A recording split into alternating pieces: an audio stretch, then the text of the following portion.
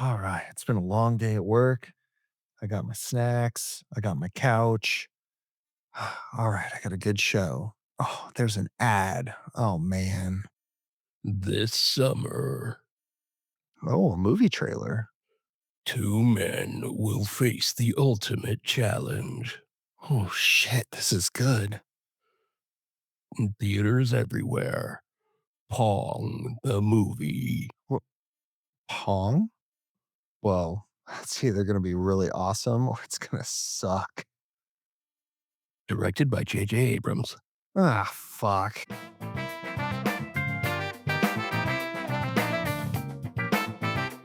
Hi, I'm Tyson. And I'm Mike. And we argue with dragons. Listeners, welcome back to Arguing with Dragons. This is Hello. Tyson. And this is Mike. We're a podcast duo that love to talk about nerd stuff and are celebrating right now our 10th episode. Yay. I know, 10. We made it to 10, Michael. I mean, we have a whole bunch of shorts, but I'm not counting those. You should. I probably should, but that's okay. We put just as much love into those as we do the full episodes. Hey, actually, I have a little bit of feedback from a listener on one of our shorts. Oh, really? Yes. Lexi from Iowa said that she absolutely loved hearing about our last conspiracy theory. She had never heard about the Georgia Guidestones before.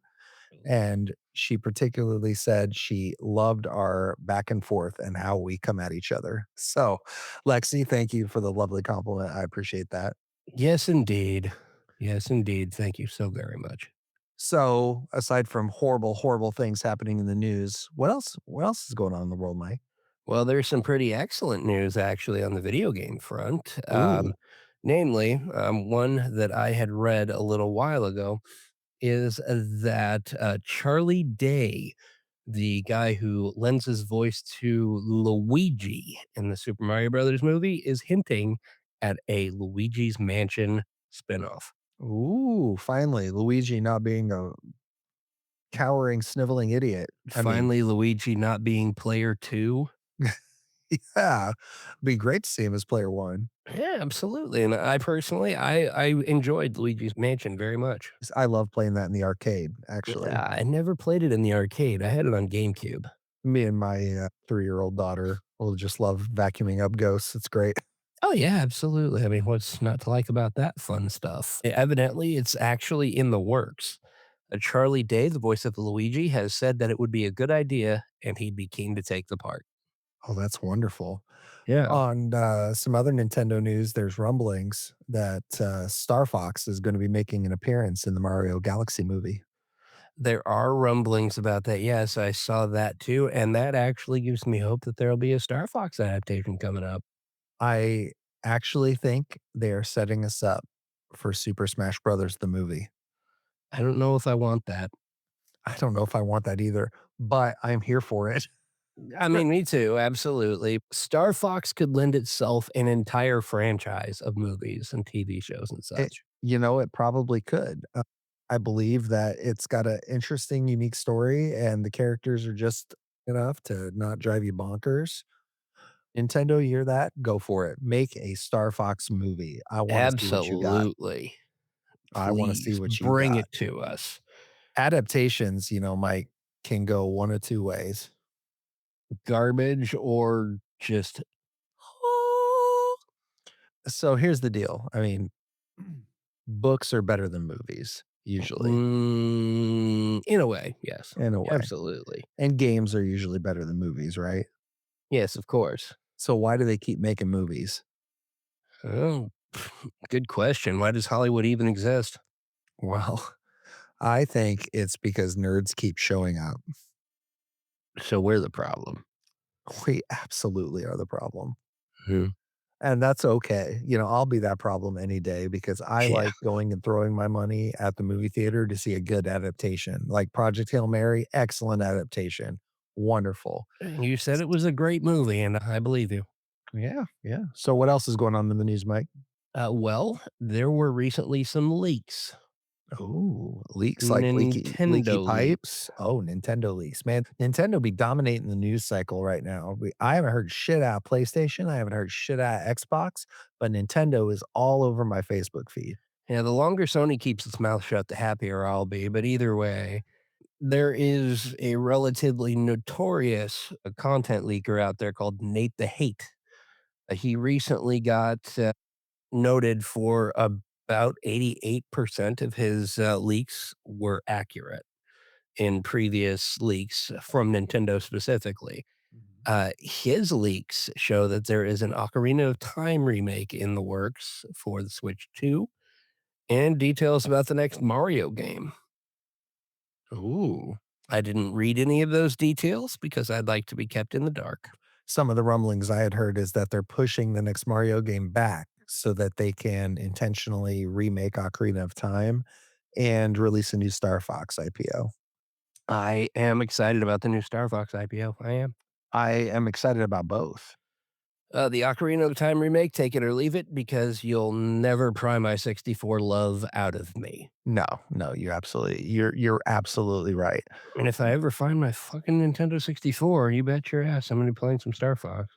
Yeah, well, I tell you, I'm gonna bring it to Kansas City with me. Bring it, dude. It's gonna be a great time. Yes, it will. All right, Speaking of so which, Kansas City. yes, Midwest Game Fest, folks. April 24th, 25th, and 26th. We will be at the Midwest Game Fest in Independence, Missouri, doing interviews, hanging out with a lot of good role players. Some gaming company execs might be floating around. Well, not execs, but at least owners of local game companies. They're part of the Greater Kansas City Role Playing Association, I believe. And there's just all kinds of fun facts. You check it out, midwestgamefest.org.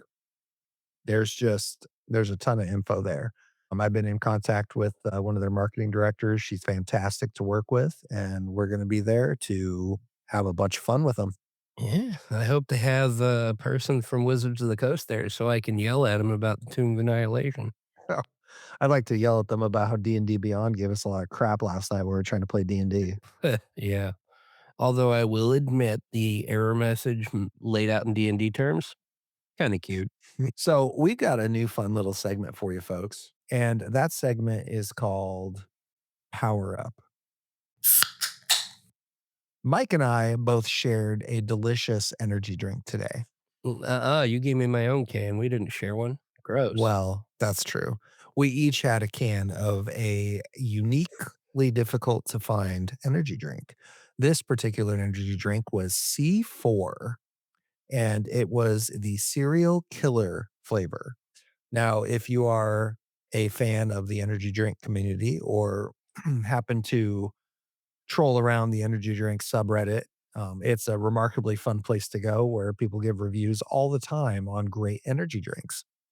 And I like coffee, but I can't drink coffee as fast as I can drink an energy drink. And sometimes I just, I only got 5 minutes between home and work. I got to get my caffeine somehow, right, Mike? Absolutely, and 5 minutes is not enough time to get your coffee cool enough to drink. And I'm not quite old enough to have lost all the nerves in my mouth from drinking too hot coffee. So, Exactly.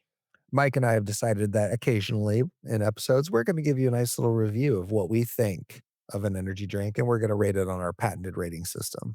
The fun thing about Serial Killer C4 is that it is not available anywhere except 7-Elevens. Really? And if you live in Iowa, folks, you are shit out of luck because Iowa does not have a single 7-Eleven in the entire state. Yes, they do. No, they do not. And then what's that one right over there by KFC in Burlington? Circle K. Uh, There is no retracted. 7-Elevens in the state of Iowa. I looked. The closest 7-Eleven is 4.5 hours away or 3 hours away from where I live. And that sucks. So I ordered a case of this and just prayed that it would be good enough to drink. So, Mike, what did you think of Serial Killer C4? A very, very clear taste of Fruit Loops. Yes. On the can is literal Fruit Loops.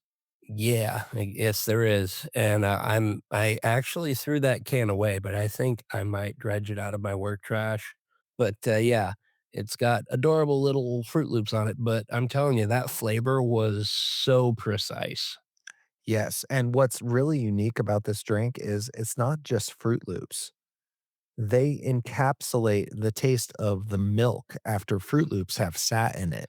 Yes, indeed, they did. And it's But incredible. uh, I don't know if I'd call it incredible so much as distracting. It doesn't have the consistency of milk, if that's what you're No, no, thinking, it listeners. doesn't. It's Honestly, definitely an energy drink with that yeah, little bit it of is. fizz and that little bit of, like, that touch your nose tingle. It's a carbonated milk beverage with no milk in it, It's also which clear if you look at it. It yeah, has it no is. coloring. It's wild. Exactly, and it also has that slightly metallic-y energy drink aftertaste that you get no matter what energy drink it is you're drinking. Mm. I don't notice that taste anymore.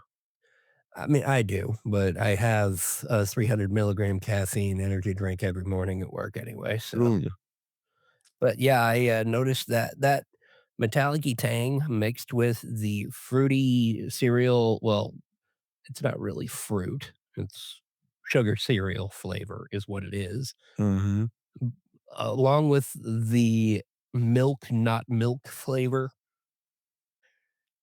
it confused the hell out of my mouth. Yeah. That would be a good way to put it. I didn't hate it, I'm gonna make that perfectly clear. What do you rate it? I'm putting it in goblin tier. Goblin tier. Ooh. So, The listeners, flavor I was great, I will admit, but the mouthfeel and the combination of that sort of energy drinky aftertaste bumped it down to me. so I agree with Mike on a lot of that. It is a very unique tasting drink, folks, and if you get your hands on one of these cans, by all means. As a matter of fact, if you email me at argumentwithdragons@gmail.com and tell me you would like a can, I will mail you a can. First person to send me an email with their address and their name, I will mail them a can, and I will shout you out on air. So include the first 16 digits of your card number, your mother's maiden name, and the full 9 digits of your Social Oh. Security number. I don't need your blood type, folks, but no, I do. I will gladly give out a can to the first listener who sends us an email. That'd be great. Why don't But you throw in a free T-shirt? I might just do that. Might just do that. So I would definitely rate this Wyvern tier. It's not drinkable every day. It's not one I want to wake up and be like, I really need my can of that. But it is one that I was happy to break up my monotony of the same couple flavors I enjoy every day. So, Yeah, yeah, and listeners the also, everyday flavor, that's my thing too. if you want to email, send listener your favorite energy drink, please do so. Argumentwithdragons@gmail.com. I will be happy to review it on air with Mike. I'm going to buy cans of these weird and obscure energy drinks and meet Mike at the Casey's every morning that he happens to go to that's by my house. And for those of you who are not in the Midwest, Casey's is a convenience store that is actually a pizza shop with a gas station attached to Oh, it. you know, Casey's that's pizza true. is incredible. I did check our statistics, Mike, and we have 2 new listeners from Norway Really? and also a listener from England. So fellows across the pond over there, happy that you're listening, and hopefully you like what you hear. They're across the pond and an ocean. And no well, that's what the pond means, silly. Oh, ponds and oceans are two very different denominations of water. This is true, this is true. Alright, so we talked a little bit in our last lead up, we were talking about adaptations of movies, and we were talking Mhm. about how right now Hollywood is just foaming at the mouth for content, and they're in the bottom of the toy barrel. I mean, Toy Story 5 is gonna hit this summer. They're at the Really? bottom of the toy barrel. Yeah. I did not know that Toy Story 5 was even coming out. I thought Oh, it came to a logical conclusion. no, get out there and, check it out. The main villain is a tablet, and it is wild. A ta Well, the kids, they get on their tablets, they start listening to podcasts, and next thing you Oh, know, they're yeah. brainwashed. Next thing you know, they're listening to us. Yeah, oh god, help them. So, we're gonna actually talk about movie adaptations tonight, Mike. Are we? Yeah, we are. Whoa. And as we get into that topic, I think it's time for a lore dump.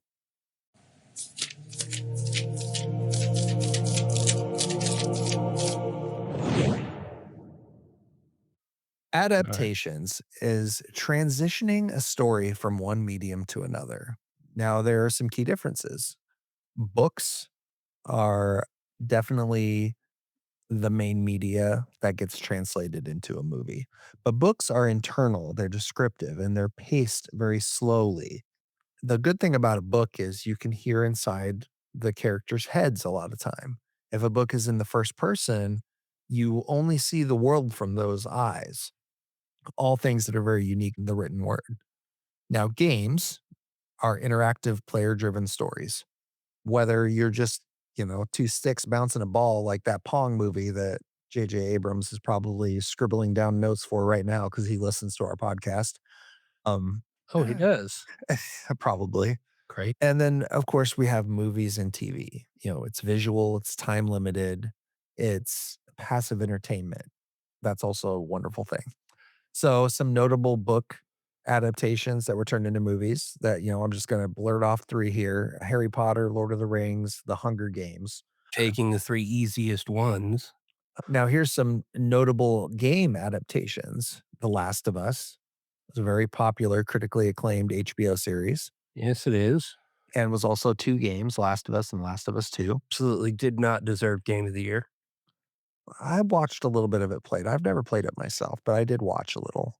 And it was a very intensive story game, a very intense game. Fallout, Absolutely. of course, captures a world. Fallout is a world building game. It is a game about the world and not about the characters in it. Yeah, It's absolutely, and wonderful. I enjoyed the 1st season.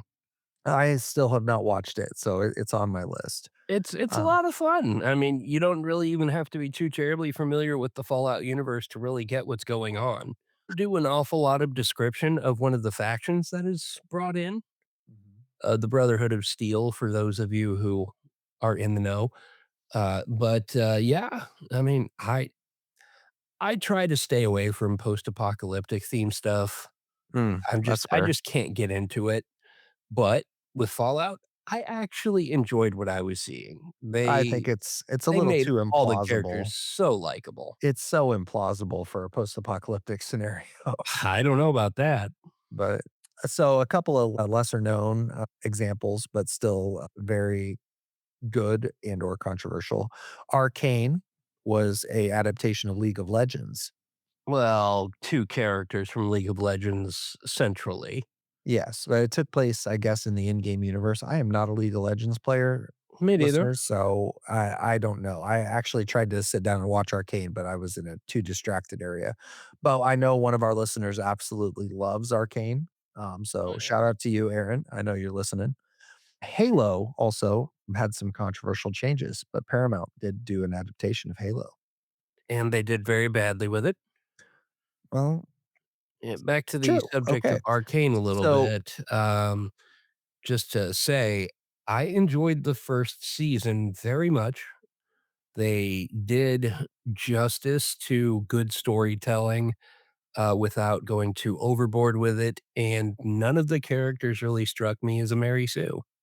well, that's good. That's good. I need to Yeah. give it a chance. Mike consumes a lot more media than I do. I Yeah, try. yeah. I really try, but I find myself watching the same episodes of Star Trek Deep Space Nine over and over again instead of watching anything new. Well, So Deep Space I'm Nine's a pretty good adaptation to talk about. oh, it's not actually an adaptation. It's just a TV series. Well, it's an adaptation from a different TV series. It's a continuation kind of. But I digress. We will have a Star Trek episode eventually. I will twist Yes. your arm enough to do it. I Um, never so said no. so adaptations, no adaptation is ever one for one because obviously there's time constraints, there's budget constraints, there's audience expectations. I mean, in a book, you can spend 20 pages thinking about a loaf of bread. But if you spend 20 minutes in a movie watching a guy think about a loaf of bread, I mean, I don't think I'd watch that, would you? No, not so much. And there's medium limitations. I mean, obviously, you can't hear the thoughts of all of your characters in a movie and have it Well, not be an incoherent mess. Deadpool.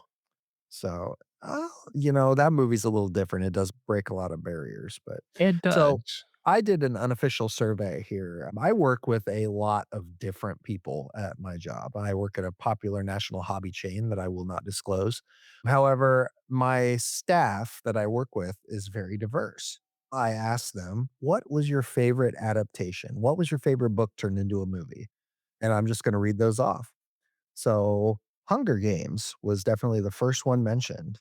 Bleh, The second one mentioned was Twilight. bleh. The third was Mice and Men. Ooh. The Great Gatsby was mentioned. Mm, The Notebook was mentioned because that was uh, originally a book. The Divergent series, eh. Harry Potter. Ooh. And I will say one old lady, and she's not that old, but old enough for me to be like, that's gross. 50 Shades of Grey. Mm. another another older woman who I did not think would understand what this was said The Last of Us. And I was very impressed with that because that TV series is very good. And one of her grandchildren actually recommended she watch it and she loves it. Never watched it myself. I Never had played some any of uh the games. I had some runners up here talking about Maze Runner and The Fifth Wave and Pride and Mm, Prejudice hey. and Percy Jackson. Uh-huh, uh-huh. The Um, Percy Jackson series on Disney Plus is actually pretty great. Now I had an 18-year-old tell me something really interesting that will probably start a fight on the internet if it was ever posted. Uh-oh. She said anime is better than manga.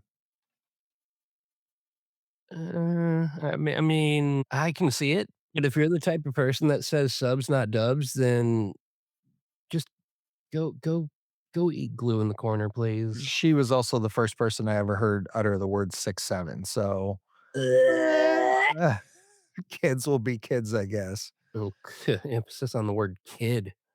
My first time ever really noticing I was a young pup, and I loved the movie Independence Day. Did you like Yeah, that movie, Mike? Yeah, it was a it great was a movie. good one. It was a good one, absolutely. Brent So, Spiner in his, mad scientist kinda role is pretty great. well, I loved that movie enough that when I was at the, book fair, I found the Independence Day novelization, Oh, really? and it was a young adult book. So it was, big writing. It had, the center pages, and the very center of the book had pictures and screenshots from the movie and all that. But I read that cover to cover, and I noticed something that stuck out, and it made me think. There were scenes in that book that were not in the movie. Oh, absolutely. And I was very puzzled by this. I said to myself, that didn't happen in the movie. But then as I grew up and I remembered reading what I read and I watched the movie, I realized that the scenes that were in the book were making up for what were not explained in the movie. Oh, So, for that's instance, actually kind of nice. it was I'm not going to remember their names. I just remember the kid's name is McGill. Yeah. And he's pulling over in his big camper as they're all riding away, and the kid gets out and throws up because he's gonna be sick. Well, it turns out that that kid had a disease and needed medicine for, and there was a whole subplot about what was wrong with him and getting him his meds and what had happened to his mother and all that. I come to find out later that all the things that were in the book were deleted scenes in the movie. Really? Yes, and that blew my mind. I was so excited about that. And after that, I realized that, hey, books can give you so much more insight to what you thought you knew about something. No, they absolutely can, but you got all that from a Scholastic book fair? I did. All I ever got was the RuneScape handbook. Oh, you loser. Well, it was popular then. So tell me, what was your first time either reading or seeing an adaptation that you fell in love with? First adaptation that I fell in love with. I would say that Harry Potter was probably the first one that I ever watched. Actually, no, no. It would likely have been the Super Mario Brothers movie. Oh, man. 1993 Super Mario Brothers. Oh, I remember thinking that movie was really cool. Wow. I You was under 10 years old, so to be fair. I was horrified when I watched that movie. I thought it was the most disgusting thing I had ever seen, and I was Why? so because I was expecting the Super Mario Brothers Super Show in movie form, Oh, no.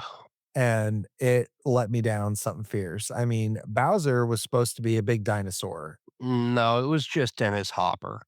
I mean, that just made me sad. But now as an adult, I can appreciate it more and see what they were trying to do. And a huge I shout mean, out to the Super Mario Brothers Super Show to oh, show us yes. just how bad an adaptation of Legend of Zelda could be. Oh, yeah, for sure. I mean, excuse "Excuse me, me, princess. princess." That was the most ridiculous thing, and what was funny is that every time I'd see that, I'd be like, "Well, what channel is that show on?" I've never to this day found a full episode of that available anywhere other than on a VHS tape. I'm pretty sure I could find it, given enough time, It's effort. like they showed previews for the episodes, but then they never played the episodes. They never played on the channels that played the Super Mario Brothers Super Show. Well, I think the, Legend of Zelda shorts were their own thing. I'm pretty No, sure. they were full episodes. They're out there. You can watch them. Really? Yes, I've seen them, and they're just as bad as the previews make them out to be. But they are actual episodes. It was out there, but they never aired it as far as I can tell, which is just crazy to me. 13 episode cult classic that aired as part of the Super Mario Brothers Super Show, featuring humorous, loosely adapted adventures of Link and Princess Zelda defending the Triforce from Ganon. Known for the catchphrase, "Excuse me, princess." It's available to stream on Tubi. Tubi. Oh, coming through hot, Tubi. Hell Oh, yeah, I'm gonna man. watch that a little later. Alright, well, I can guarantee you you'll be disappointed and Oh, no, disgusted. I've seen, at least 1 episode of it. I know exactly what to expect. So, I feel like movies translate experience, Bet they do. but sometimes they also remove what's special. And I think that's what we're gonna talk about today. We're gonna talk about what gets lost in translation and why. So, Mike, let's roll initiative.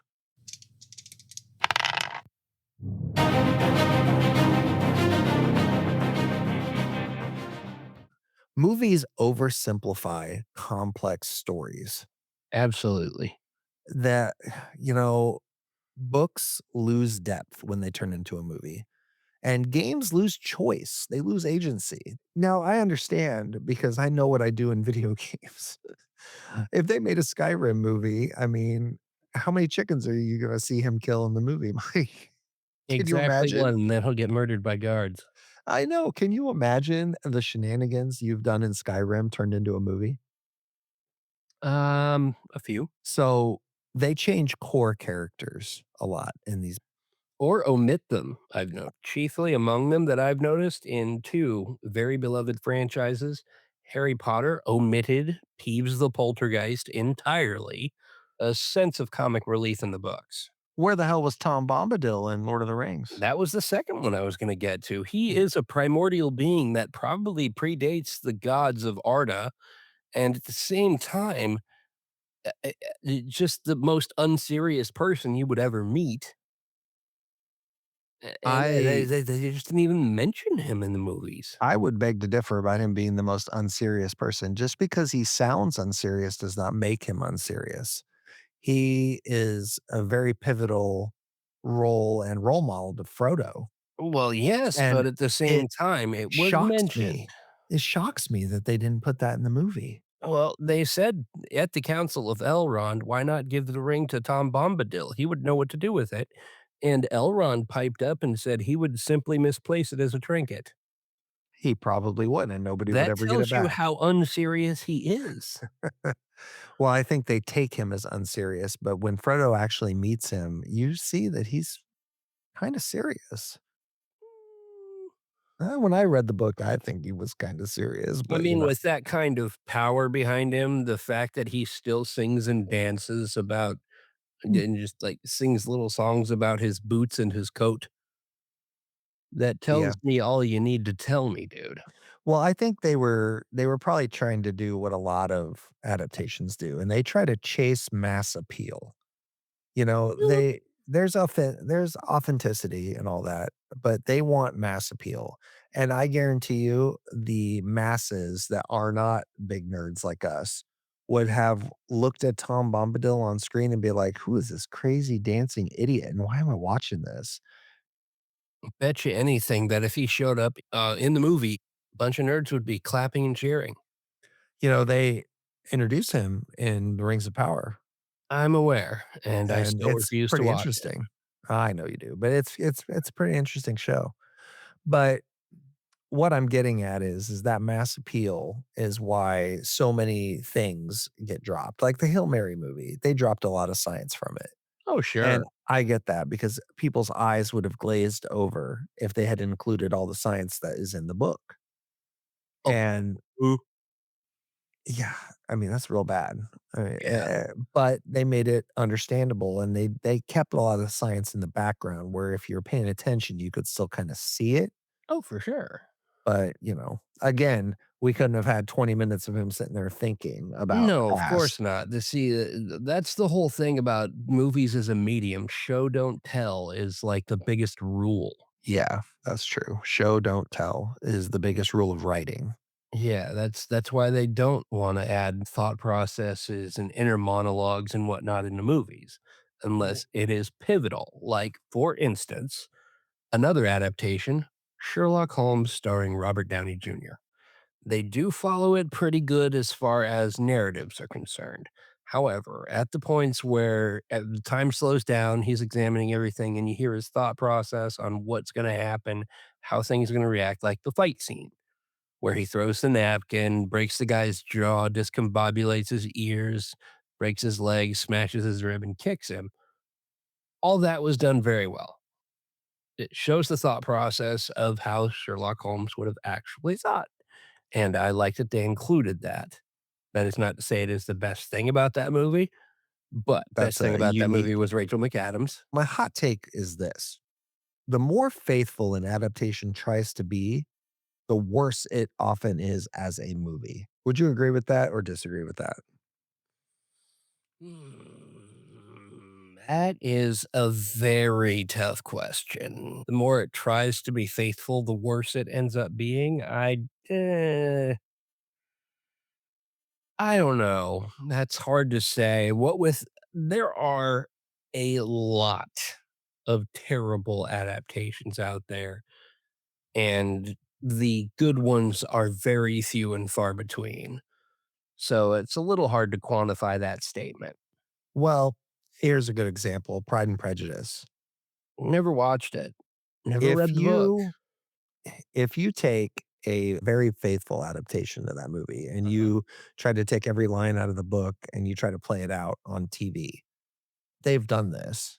And those adaptations are never as good as when Hollywood gets its hands on it and just kind of tweaks it that little bit to make it more of a movie with faster pacing than a, 4-hour plus miniseries on, Lifetime or whatever. So when I see those massive attempts to perfectly adapt a book to a movie or even a game to a movie, I think it ruins it. They have to Well, don't change even get things. me started on the games. Oh, let's hear it, Mike, because I know you are dying to talk about The Witcher. I'd Uh, rather not even think about The Witcher, if I'm being honest. I was so excited for that. So excited. I had never I played the was Witcher series. too, I dude. had never I played the was Witcher too. series, but Well, have you yet? no, and when I watched that show, I was like, I would never play the Witcher series because this is stupid. That's the whole problem right there. Okay. Started as a novel series, was adapted into a video game first. All right. Well, So this no, it is a was not actually. It was I was gonna adapted to say, a movie first called The Hexer. It was a Polish language movie. okay, so this was an adaptation Absolutely garbage, by the way. into a game from a book to a game, from a game to a movie, No, it was from a back book to a to a game. movie to a book to a game to a book to a movie to a book to a series. Well, this is like inception of adaptations It right here. it's all over the place. I'm not sure on the exact timeline because I don't know the year each book was released. There are 13 books in the series, if I remember correctly, including a collection of short stories, which the first season of The Witcher is based on that series of short stories. And the first season was the only good season. So what did they get wrong? Past season 1, fucking everything. One, there was enough redeeming about it. They got enough wrong that the lead star dropped out because it was That was too after unfaithful. season 3 because they decided to basically do their own damn thing while keeping all the character names the same, and I think that is an absolute travesty. Sometimes the writers feel like they know better than the original story. Uh-huh, and that was extremely evident by the fact that the star of the movie quit because he did not like where they were going and they would not budge. This is a man who missed out on playing the part of James freaking Bond because he was too busy playing World of Warcraft. This Yes, dude that's knows his nerddom. okay. So, but let's stop for a second. Okay. So, a book, you said it was a book. A book can spend 100 pages on internal thought. A Oh, game, absolutely. and a game can give you 40 hours plus, 80 hours plus, 100 hours plus of immersion and roaming a countryside and telling a story and all that. And they can And include that internal thought and monologue as well without it becoming too much of a slog, okay. if And done now, properly. true. So, and a TV show gets an hour and they can be a series, like The Witcher was a series. So let's pretend for a moment that you never played The Witcher and you didn't know shit about it. Was it a good TV series? Going without the glasses of experience on, I would say that I would probably lose interest in it pretty quickly. Okay, so what I'm trying to get at is you gotta stop judging TV series and movies like they're not a book and they're not a game and they're No, not they're gonna not. they don't have to be. They gotta change the pacing, they gotta change all kinds of stuff to get them on there. And that's the crux. But there's some movies that just completely they take a story and they just turn it on its ass. And we talked about Super Mario Brothers. Well, Super Oh Mario my Brothers, god. yeah, that's always gonna have a place in my heart just for the simple fact that it was just so stupid. It I was. mean, you had Dennis Hopper turning the president of the United States into a chimp. I mean, that's just wild to me that they thought this was a Super Mario Brothers movie. I mean, And what even come the hell were the fucking on. Goombas? They looked like something they took off the set of Beetlejuice. Well, with the shrunken head guy, absolutely. I mean, it's ridiculous. I mean, what are they Completely. thinking? And, I will say this, they can be ridiculous, but Absolutely. they can still be beautiful. Although there is no forgiving Mario. What's your last name? Mario. So you're Mario? Yeah. And that would make you Luigi Mario. So, like I said, a movie adaptation can be terrible and not follow a story at all and No, still be absolutely. beautiful. And you know And what I'm thinking of, right? go ahead. Raul Julia, General M. Bison, Oh, boy. Jean-Claude Van Damme as Colonel Guile. My heart. Oh, my heart is with that movie. Street Fighter, ladies and gentlemen, was an absolute pinnacle of terrible, terrible movie adaptations. And bad choices. Bad acting, bad choices, bad everything. And what's even funnier is that this was a great video game turned into a lousy movie that turned back into a lousy video game because out there, I think on Sega CD, you could buy the Street Fighter the movie fighting game where it pulled Really? the characters out of the movie into a two-person fighting game. And it was awful. Like, it didn't play well. It was utter shit compared to the rest of the Street Fighter series. Think they did that on purpose to kind of mirror the game or the movie? No, I actually don't think they ever meant for the movie to be shit. I think they honestly thought this is what fans wanted. Potentially, yes. Absolutely. I feel like that's generally it was a bunch of movie execs who had never played a Street Fighter game, had no idea who their core demographic was, and they just were like, "Fuck it, we're going for it." And I think that is kind of the crux of the issue here with all these missed opportunities and bad choices made on adaptations, is that these adaptations are being made by Hollywood fat cats who have never even heard of the source material, much less developed a love for it. So they pump not love, but money into things. That's true, that's true. That could be the biggest problem with adaptations just in general, but I will say this about Street Fighter, had the single funniest joke I have ever seen in a movie, and that would be Zangief saying, "Quick, change the channel," when he sees a truck flying towards their tent on the Oh, security that is camera. one of the greatest. That was one of the One of the greatest. absolute best executed jokes I have ever seen in a movie, and That I really, really hope that that carries over to the new Street Fighter movie coming out soon. same, same. It spoke to me.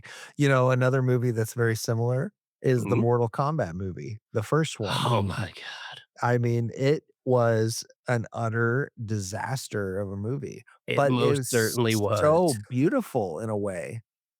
It captured the essence of the characters, but it did it in kind of a hokey, corny way that only Hollywood could do.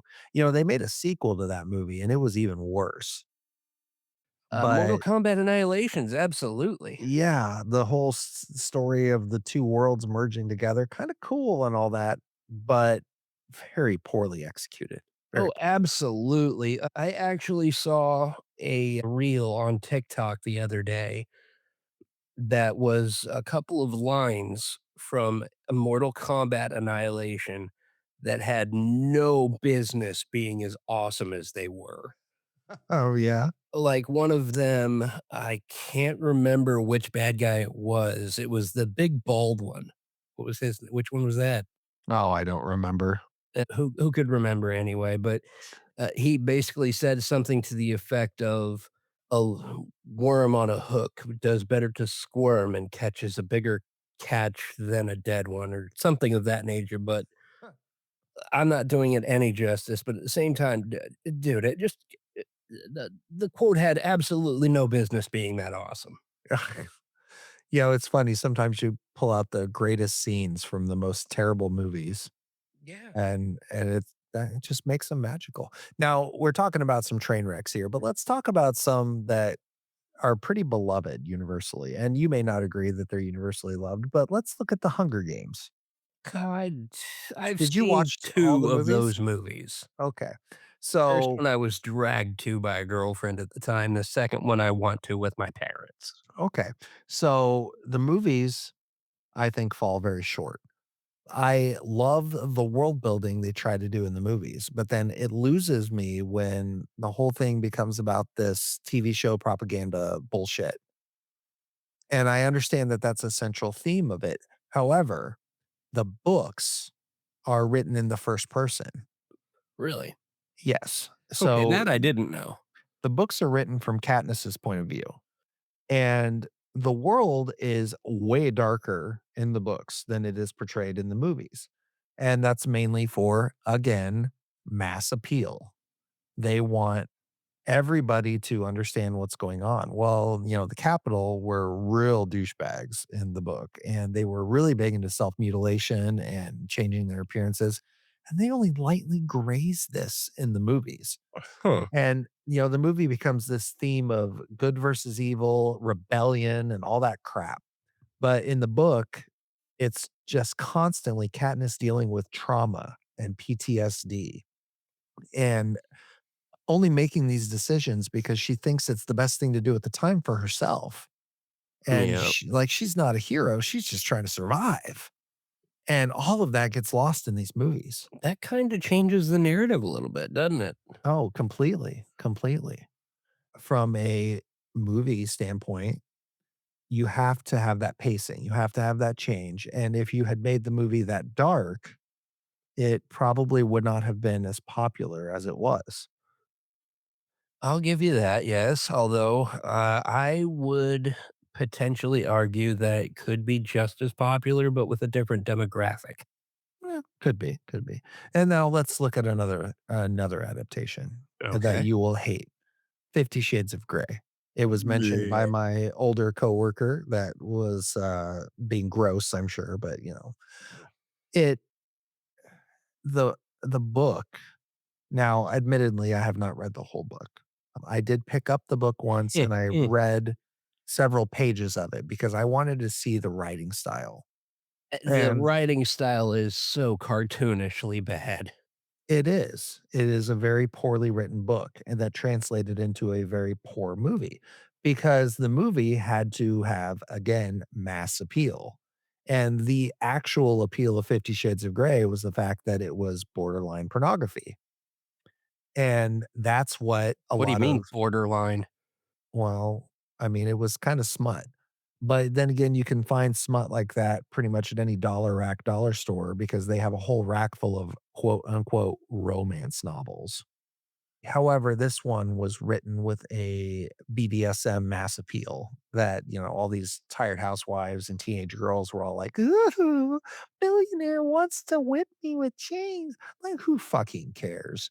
But that can't translate into a good movie because you can't play smut in a movie theater and expect it not to have an NC-17 or more rating. Mhm. I mean, it's Let me just read a couple of choice quotes from 50 Shades of Grey to you. Don't take this as me whispering sweet nothings in your ear because no, I'm not. But so, to be quoted, the thought process of Anastasia Steele when talking about how Christian Grey speaks to her. This is an exact quote from the book. His voice is warm and husky, like dark melted chocolate fudge caramel or something. or something.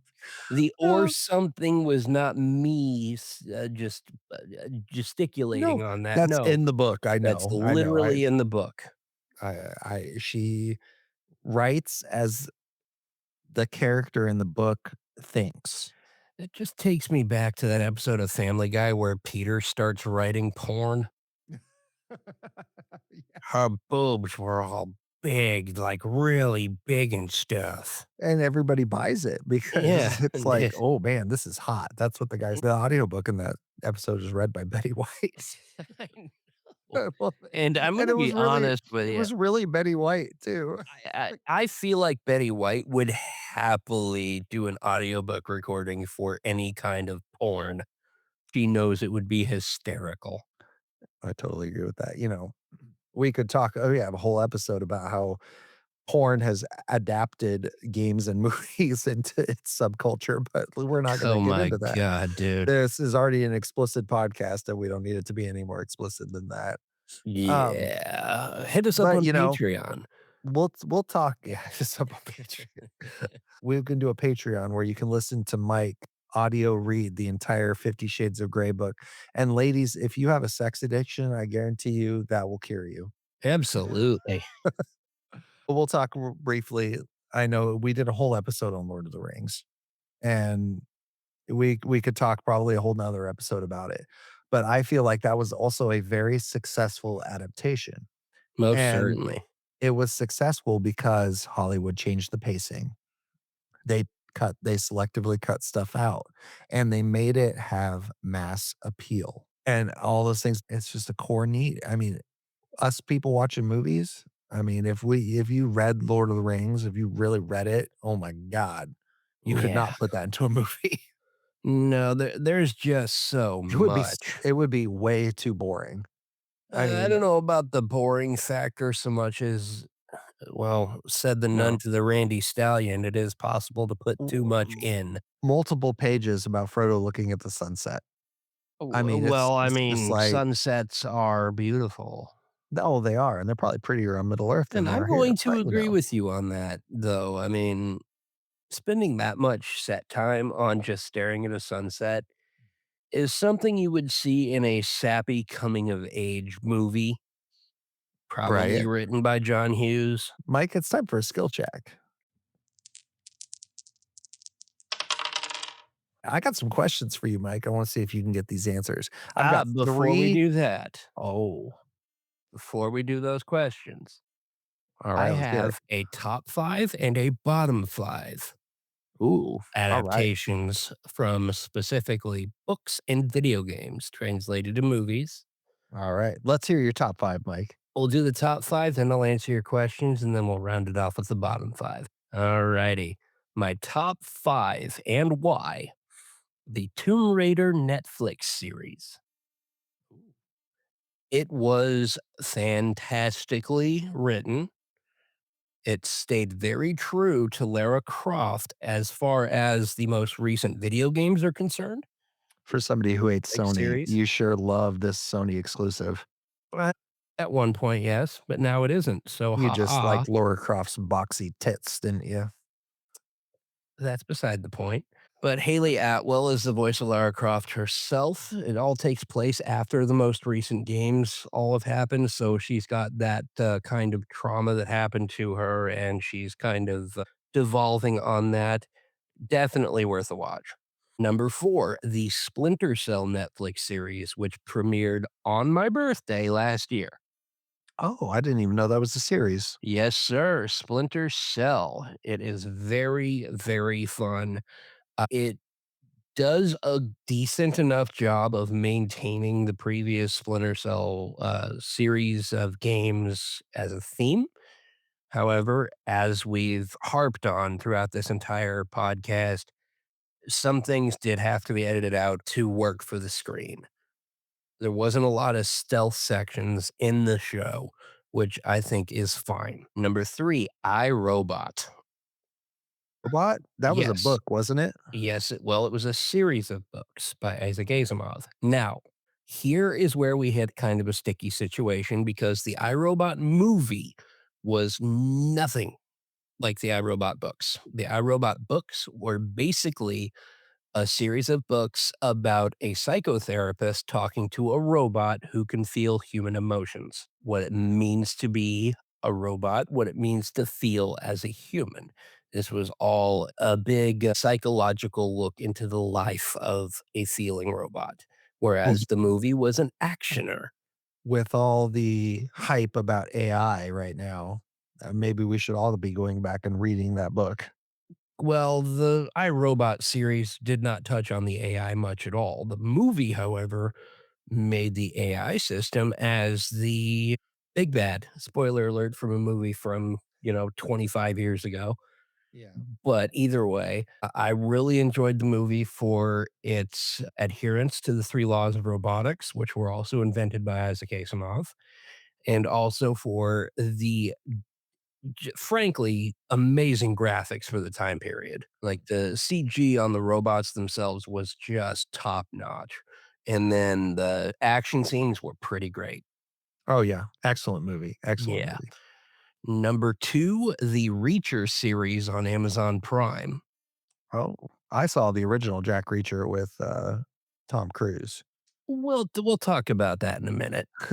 Yeah, he's not exactly built like Jack Reacher, right? No, not even close. Although in one of the Jack Reacher movies with Tom Cruise, they had him standing next to one of those little dealies at gas stations that measure a person's height when they walk in, and they had him at 6'2" on that. Hell no. Tom Cruise is like, what, 5'6"? That's if that's if Katie Holmes were to pick you up by the scruff of your neck, bud. Alright. And what Yeah. is your number 1? My number 1, but before I get to that, I do have to toss in the honorable mention of Street Fighter, which we have already talked about. Oh, yeah, great movie. Yes, indeed. My number 1 pick for best movie adaptation or series adaptation, in this case movie, Super Mario Brothers 2020. 2020? Was that not the year? Was that when it came out? My internalized hatred for Jack Black aside, it was 2023. That was my bad. We nerds can get it wrong from time to time. Go ahead and shoot us an email at arguingwithdragons@gmail.com and let us know that I'm stupid. Okay? Yes, please do. Yeah. My number 1 pick for the simple fact that they touched on the heart and soul of what made the Mario Brothers universe great. They didn't miscast terribly, although my reservations about Jack Black aside, the story was good. The isekai kinda, story that they went with, I felt worked very well, and then, hey, the visuals were pretty spectacular. Alright, Mike. Question number 1. Let's get it. What was the first major video game movie adaptation? The first. The first major motion picture video game adaptation. Ooh, I have no idea. I'm just gonna shoot in the dark here. I'm gonna say the Mario Brothers movie was the first major one. You are correct. 1993 Super Hey, Mario Brothers. I felt like you were gonna pull out a curveball and say there was a Tetris movie in, like, 1984 or something. That would have been a boring movie. Yes, it would. Which adaptation won the most Oscars? Most Oscars. Yes, and bonus points if you know how many Oscars it won. Lord of the Rings won 17. The correct answer is a Lord of the Rings movie, but which one? Oh, I was talking just as a whole. Okay, I'm gonna just, again, shoot in the dark here. Return of the King with 5. Return of the King with 11 Oscars. 11 of the Great 17 total. job. My goodness. All right. Now, which video game adaptation is considered by critics to be the most successful modern adaptation? Most successful modern adaptation. Yes, the most critically Ooh, I acclaimed. think I'm gonna have to go with Mario Brothers. So, The Last of Us. Oh, Highest rating from critics you could possibly get. mm. Hey, great job, though. That was 2 out of 3. All right, Mike, let's hear your bottom 5 real quick. Alrighty, my bottom 5 and why. Number 5, as mentioned, Jack Reacher starring Tom Cruise. Okay. Yes, he's The just too story small. was good, but they miscast the hell out of the main character. When you See, miscast the main character, the entire thing suffers. when I watched that movie, I had never seen or read a Jack Reacher book. I knew it was based on a book series, but I never knew anything about Jack Reacher. I So I had read watch the it first book and when I saw I that movie. I thought it was great. I thought it was a good action movie, I you mean, know? if it wasn't based on anything, I would watch the hell out of it again and again and again because the action's good, the story's great, all Well, you that. see, But Jack Reacher was kind of more of a niche novel for a certain kind of reader. do you mean niche? Niche, same thing. No, it's But not. anyway, so if you want mass appeal, you can't go wrong with Tom Cruise. I mean, yeah, you I mean, can. especially at the time the movie was put out, like, he's still, No, Mission I'll give you that. Impossible, great actor. Anyway, all right, number 4. I Am Legend. Oh, man, see, I love that movie, See, but I love it for a different reason than most people, okay, what's your reason for loving it? because when I watched it the first time, I watched it on DVD with the alternate ending turned on. Okay. And the alternate ending changes that movie completely around on its head and makes it a good movie.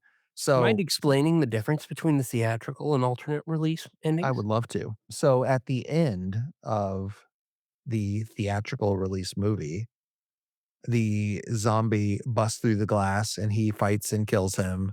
And I think the place all blows up and he ends up dead. And Where his Neville sacrifices himself with a grenade so that the yes. other two who had the cure to this affliction could escape. Yes. So they end up heading out towards, towards wherever the radio signal was coming from and the movie.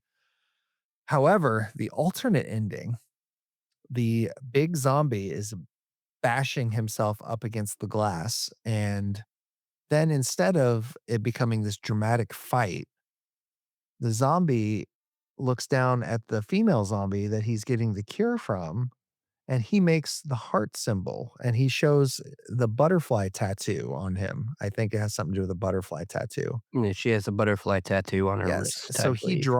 he draws the butterfly or something because he loves her. That was his mate, his love. And when Will Smith realizes that, he opens the door and gives her back. Mhm. And he leaves with her and they take the cure. And he goes together with the girl and the kid and they go find paradise together or find haven together. And that meant more to me because despite the zombie apocalypse going on, which technically, I guess, in the original I Am Legend, it was a vampire apocalypse. They were Really all weird. vampires. Yes, very fucked up. Totally different movie, the original. Mhm. But I felt like it meant more when, love conquered all. And they were trying to say that despite them turning into horrific monsters, love was still the most powerful thing out there. And I thought that had Absolutely, a yeah. really good message. I was just like, "Oh, this is so fucking cute." That And was then a good message, and I absolutely. and I went for several years not knowing that that was the alternate ending. And Yeah. then I see it again on TV and I watch it and I was like, "This is stupid." Yeah, yeah, I'll give you that, but, you wanna know what's even stupider? The What's fact that, that Mike? the book is an entirely different story. Same character, Robert Neville. The dog that he euthanized in the movie, let's say, was mentioned in passing in the book. The vampires, as they are, or dark seekers, as they're called, are actual, intelligent, capable of speaking vampires. Yep. And John Neville, or Robert Neville, rather, kills them. He goes out and he hunts them while they sleep. And that is where the term I am legend comes from, because vampires were legends, but he became the boogeyman to them. Yep. At the end of it, at the end of the book, they capture him and he is about to be executed. And that is when the words I am legend are dropped because he realized he has become their legendary killer monster. He And was the monster all along. yes, They were but an adapted and evolved society. so I think that's fascinating, but would that make a good mainstream movie? No. I don't know. I When think I it Am would, Legend I came think it out, could. people, science was going on about pandemics before the pandemic actually hit us, and, millions of people died in real world. The next one is the Resident Evil movies. God, those are terrible Some movies. of my favorite video games are the Resident Evil series of video games. I even enjoy the bad ones. I don't love them, but I enjoy them at least. But the movies were just far too removed from the original series. The story, which, by the way, has a very extensive and very interesting lore to it. I'm not going to go into too much detail because I don't have 4 hours to explain everything to you. But the movies were just a series of fan services over and over and over again. They were like, haha, see this? This was in the game. Look, I'm jingling my keys. This was in the game, guys. That was the Yeah, whole first three movies in the series, which went three movies longer than it needed to.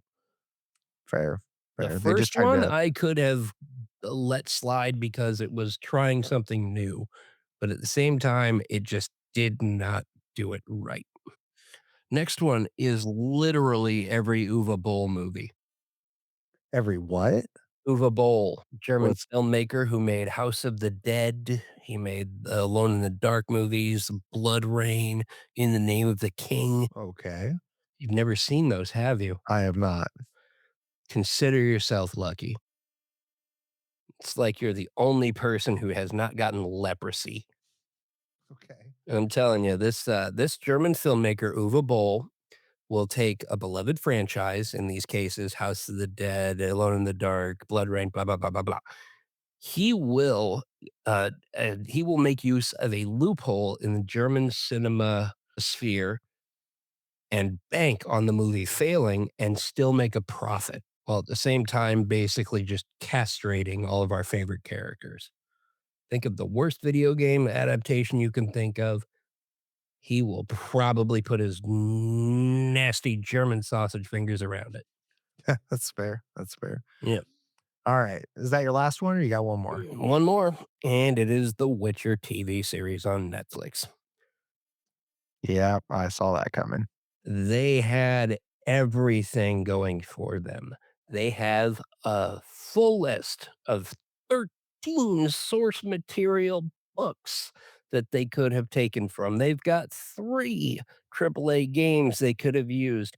They had fucking Henry Cavill, who knows more about these video games than just about anybody, and they've messed it all up. All right. Well, before we go, Mike, I will share a few of my favorites. One, the Dungeons and Dragons movie, and The not most recent, the most recent. The most Honor recent, amongst I thieves. thought was wonderful.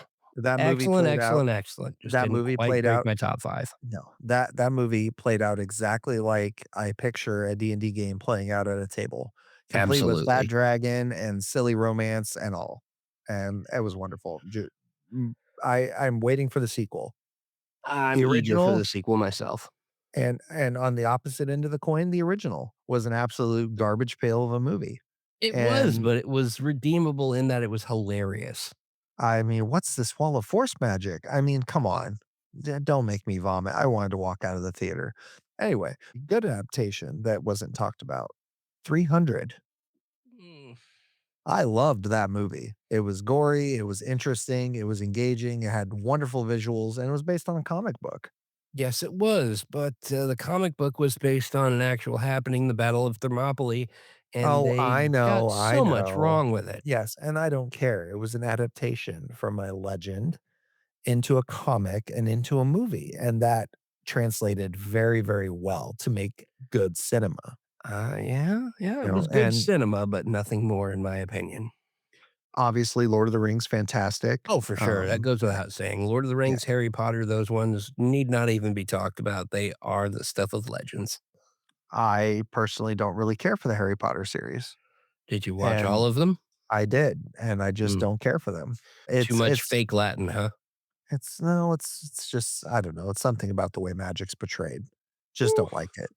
And that's okay. You can be a nerd on some things and just not like other nerd stuff. That's fine. That's Hey, fine.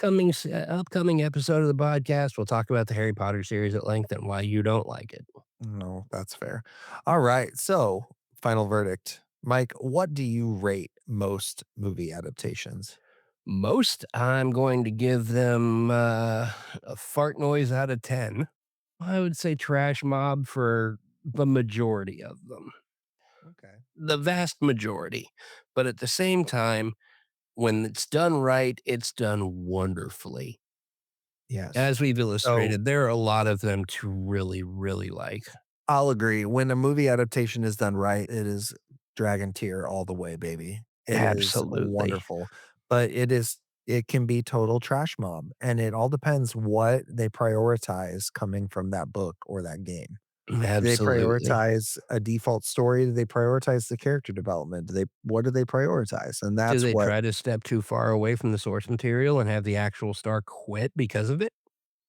I mean, there are some things where like Street Fighter and Mortal Kombat and I Am Legend and iRobot, they are completely stray away from the source material.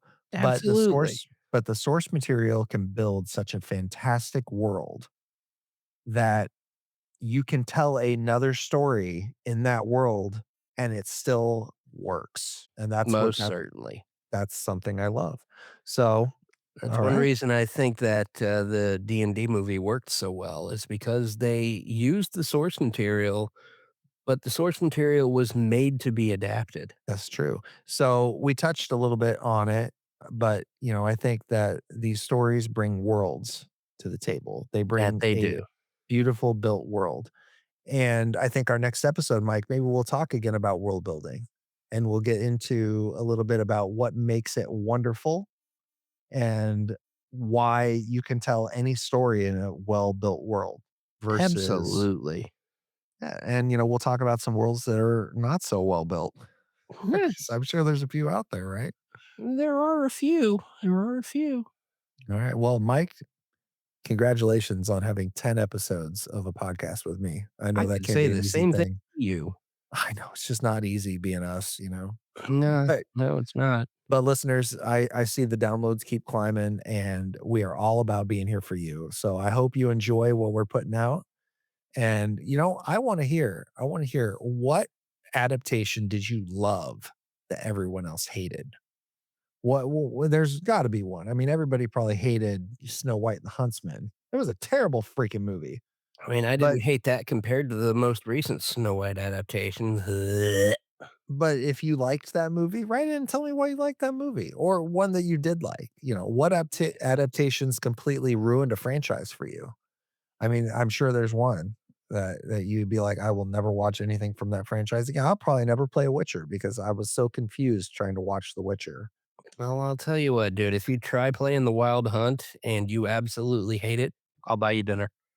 So, you know, if you think movies are judged too hard, are we judging these adaptations too hard?